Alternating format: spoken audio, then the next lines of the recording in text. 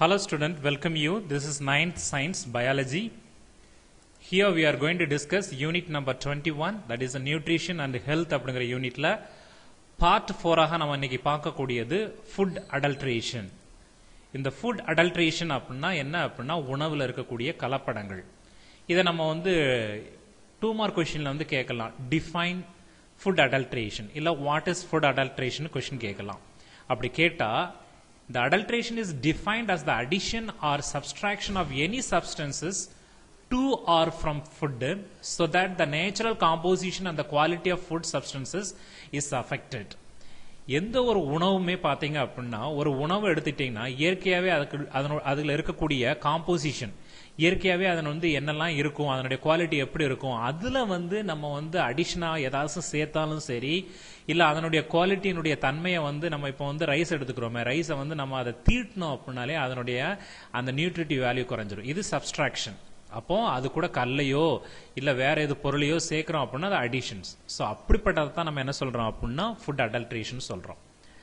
So adulterant அப்படின்னா கலப்படம் செய்யப்பட்டுள்ள பொருள். இது எந்த பொருளா இருக்கலாம். Any material which is used for the purpose of adulteration. கலப்படத்துக்காக நம்ம வந்து இந்த பர்பஸுக்காக இந்த மெட்டீரியல் நம்ம யூஸ் பண்றதை தான் நம்ம அடல்ட்ரண்ட் அப்படிங்கிறோம். ஓகே, அப்போ நமக்கு தெரியும் what is adulteration and what is adulterant அப்படிங்கிறது. காமன் அடல்ட்ரேட்டட் ஃபுட் பொதுவா வந்து நம்ம உணவு ஐட்டங்கள்ல வந்து கலப்படம் பண்ணக்கூடிய பொதுவான உணவுலாம் என்ன அப்படின்னா milk products, cereals, pulses, coffee powder, tea powder, turmeric powder, saffron and confectionery, non alcoholic beverages, spices, edible oils, meat, poultry product, இப்படி நம்ம நிறைய சொல்லிக்கிட்டே போகலாம். இப்போ நம்ம பால் சார்ந்த பொருட்கள் எதாக இருந்தாலும் அதில் நம்ம வந்து காமனாக இன்னைக்கு நிறைய கலப்படங்களை பார்க்குறோம். தானியங்களில் நிறைய கலப்படம் பார்க்குறோம். ஏன்னா தானியங்களில் வந்து பார்த்தீங்க அப்படின்னா கல் கிடக்கும், அப்படி இல்லைன்னா வந்து அதில் வந்து நிறைய மண்ணு கிடக்கும். இல்லை 2 தானியங்களும் சேர்ந்து ஒன்றா வந்து என்ன செய்யும் ரேஷன் அரிசியும் நல்ல அரிசியும் சேர்த்து கலப்படம் பண்ணுவாங்க. பல்சஸில் வந்து பார்த்தீங்க அப்படின்னா அதுலேயுமே கலப்படங்கள் நிறைய இருக்குது. காஃபி பவுடரில் பார்த்தீங்க அப்படின்னா புளியங்கொட்டையை அரைச்சி போட்டுருவாங்க. டீ பவுடர்லயும் அதே மாதிரி தான். டர்மரிக் பவுடர்ல பாத்தீங்க அப்படின்னா செங்கல்னுடைய அந்த மண்ணை வந்து செங்கல்ல நல்லா நச்சு அது டர்மரிக் பவுடர் மாதிரியே அதையும் வந்து என்ன செய்வாங்க அப்படின்னா ஆக்கிடுவாங்க. சாஃப்ரான் அப்படின்னாலே நமக்கு தெரியும் தட் இஸ் குங்குமப்பூ. இதுலயுமே கலப்படம். இந்த கன்ஃபெக்ஷனரி அப்படின்னா என்ன அப்படின்னா கன்ஃபெக்ஷன்னா மிட்டாய் தொழிற்சாலையில் அதுகளிலுமே இன்னைக்கு நிறைய கலப்படங்கள் இருக்கு. நான் ஆல்கஹாலிக் பீவரேஜஸ், இன்னைக்கு நிறைய கூல்ட்ரிங்க்ஸ், ஸ்பைசஸ்ல, எடிபிள் ஆயில்ஸ்ல இன்னைக்கு வந்து எல்லா ஆயில்ஸ்லயுமே வந்து பாத்தீங்க அப்படின்னா கலப்படங்கள். வீட்டில் வாங்குற தேங்காய்ல இருந்து கூட என்ன செய்யறாங்க அப்படின்னா கலப்படம் பண்றாங்க. மீட் கறிகள்ல கூட கலப்படம். இன்னைக்கு நம்ம வந்து ஒரு கடையில போய் கறி கேட்கிறோம் அப்படின்னா ஒரு ஆடை வெட்டிருக்கிறாங்கன்னா அது ஆடா நாயான்னு கூட தெரியாது. அப்போ அதுலயும் கலப்படம். பாலிட்ரி ப்ராடக்ட்ல முட்டையில கலப்படம், அது என்ன முட்டைனே தெரியாது. ஸோ இப்படி நிறைய காமனா இருக்கக்கூடிய அந்த கலப்படங்களை பத்தி தான் நம்ம இன்னைக்கு பார்த்துக்கிட்டு இருக்கிறோம். So the adulterant in food can be classified in 3 categories. 3 வகையா நம்ம வந்து என்ன செய்யலாம் இந்த adulterants அப்படிங்கறத பிரிக்கலாம். That is நேச்சுரலா இருக்கக்கூடியது, இல்ல unintentionally added adulterants இருக்கலாம், இல்ல intentionally added adulterants இருக்கலாம். அதுதான் என்ன அப்படிங்கறத நம்ம டீடைல்ஸா பார்ப்போம். நேச்சுரல் அடல்ட்ரண்ட் இயற்கையாவே இருக்கக்கூடிய கலப்படம் செய்யப்பட்டுள்ள பொருட்கள் எதெல்லாம் அப்படின்னு பாருங்க. இயற்கையாவே வந்து அதுலயே கலப்படங்கள் இருக்கும். So the natural adulterants are those chemicals or organic compounds that are naturally present in the food. ஒரு ஃபுட் ஐட்டத்தை எடுத்துட்டோம் அப்படின்னா அதுல இயற்கையாவே அதனுடைய கெமிக்கல்ஸும் அதனுடைய ஆர்கானிக் அதனுடைய அந்த இயற்கை காம்பவுண்ட்ஸும் அந்த இதுலயே இருக்கும், அந்த ஃபுட் ஐட்டத்திலே இருக்கும். For an example they have given toxic substances in certain poisonous mushroom. இப்ப நம்ம காளான் வகைகள் எடுத்துக்கோங்களேன். எல்லா காளான்களையுமே நம்ம வந்து சாப்பிட முடியாது. அதுலயே பாய்சனஸ் இருக்கும், அதுலயே விஷத்தன்மை இருக்கக்கூடியது.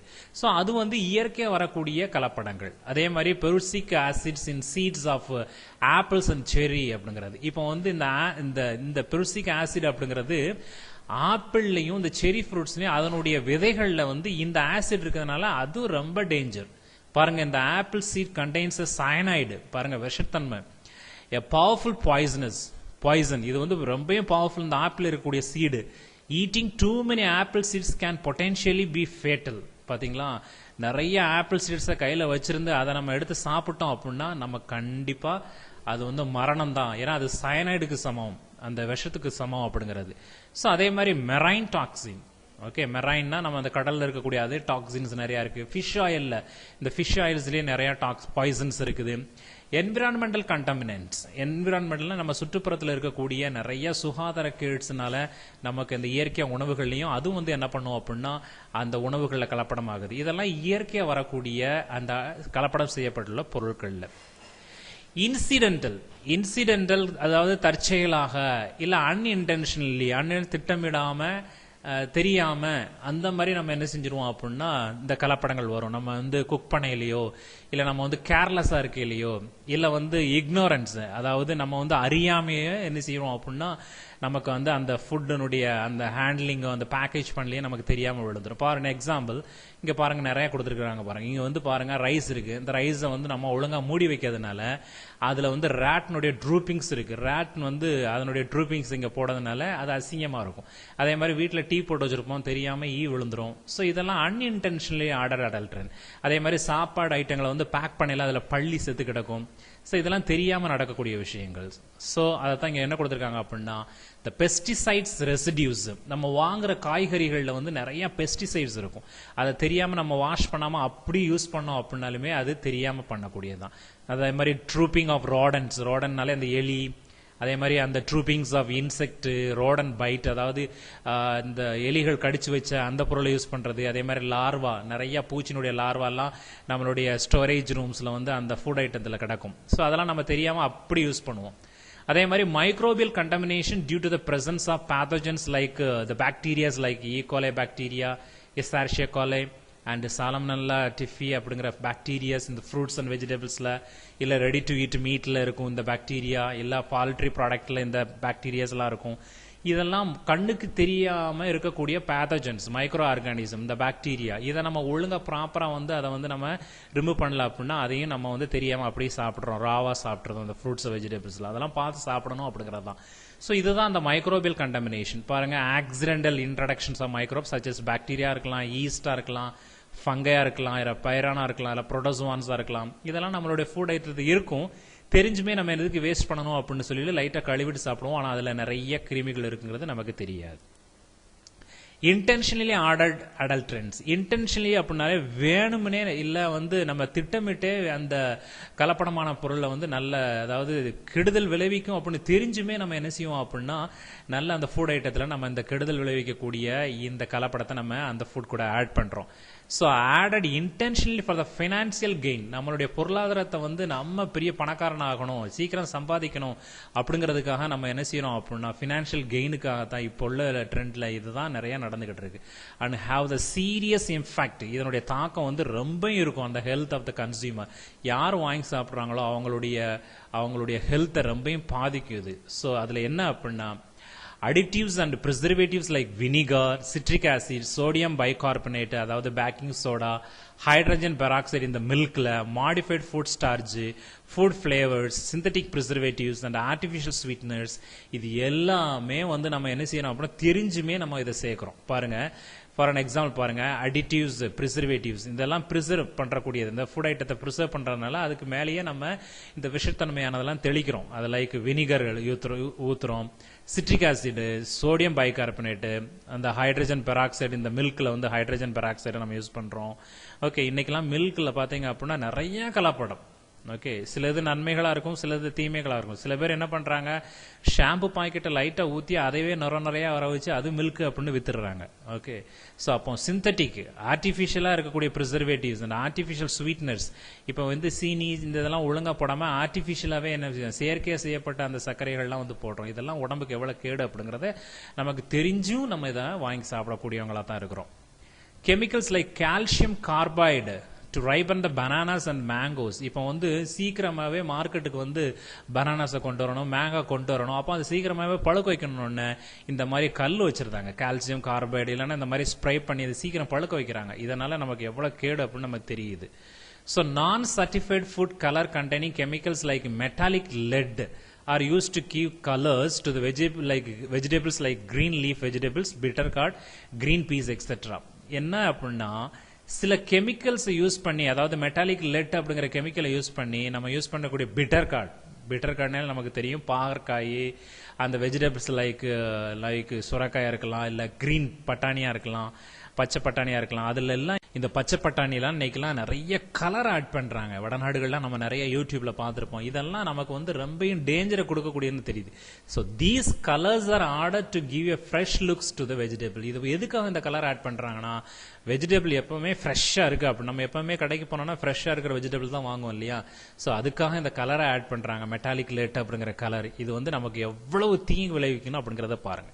So edible synthetic wax like Sherlock and Carnauba wax is coated on the fruits like apple, pear to give a shining appearance. பேரிக்காய் எடுத்துக்கோங்க, ஆப்பிள் எடுத்துக்கோங்க, அதுல வந்து வேக்ஸ் மெழுகு தடவுறாங்க. அது ஷெல்லாக் மெழுகா இருக்கலாம், இல்ல தட் இஸ் கார்னோபா அப்படிங்கிற அந்த மெழுகா இருக்கலாம், மெல்லிசா இருக்கும். அது வந்து என்ன செய்வாங்க, அந்த மெழுகுல முக்கி எடுத்துருவாங்க, அது ரொம்ப நாளைக்கு கெடாம இருக்கிறதுக்காக. ஆனா அது ஷைனிங்கா இருக்கும். ஆனா அதை நம்ம வாங்கி ஒழுங்கா கட் பண்ணாம சாப்பிட்டோம் அப்படின்னா அது நமக்கு எவ்வளவு டேஞ்சர்ஸ் கொடுக்கும் அப்படிங்கறத நம்ம இதுல தெரிஞ்சுக்கிறோம். ஸோ இதனுடைய ஹெல்த் எஃபெக்ட்ஸ் ஆஃப் அடல்டரேட் ஃபுட். இப்படி நம்ம கலப்படம் இருக்கக்கூடிய இந்த ஃபுட் ஐட்டத்தை எடுத்து சாப்பிட்டோம் அப்படின்னா நம்மளுடைய ஹெல்த்துக்கு எந்த மாதிரியான பிரச்சனைகளை ஏற்படுத்தும் அப்படிங்கறத தான் இங்க கொடுத்திருக்கிறாங்க.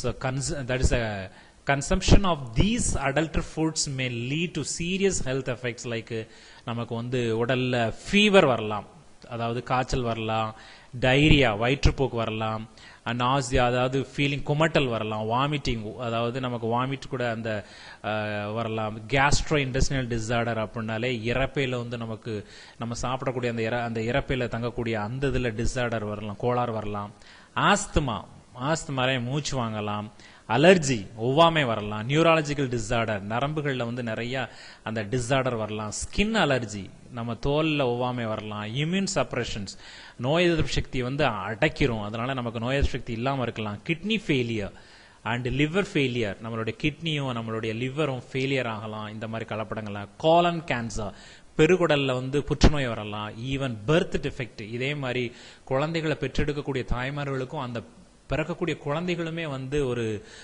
டிஃபெக்டோட பிறக்கக்கூடியதா இருக்கலாம். அப்ப நம்ம சாப்பிடுற உணவுகள்ல அவ்வளவு கவனம் நமக்கு தேவை அப்படிங்கறத இந்த லெசன்ல நம்ம லேர்ன் பண்ணிருக்கிறோம். சோ இத ஒன்ஸ் அகைன் பாருங்க. Then I have given an assignment. Explain any two methods of food preservation. ரெண்டு மெத்தட்ஸ், ஏதாச்சும் டூ மெத்தட்ஸ் அந்த ப்ரிசர்வேஷன் டெக்னிக்ல போன கிளாஸ்ல உள்ளது தான் கொடுத்துருக்கேன். And what are the effects of consuming adulterated food. இப்போ லாஸ்டா பார்த்தோம் இல்லையா, what are the effects of consuming adulterated food. So அதனால போன வட்டம் கேட்ட கொஸ்டினே கேட்டிருக்கேன்னு நினைச்சிடாதீங்க, அது இம்பார்ட்டன்ட், அதனால தான் உங்களுக்கு கேட்டிருக்கிறேன். Okay, thank you, see you next class.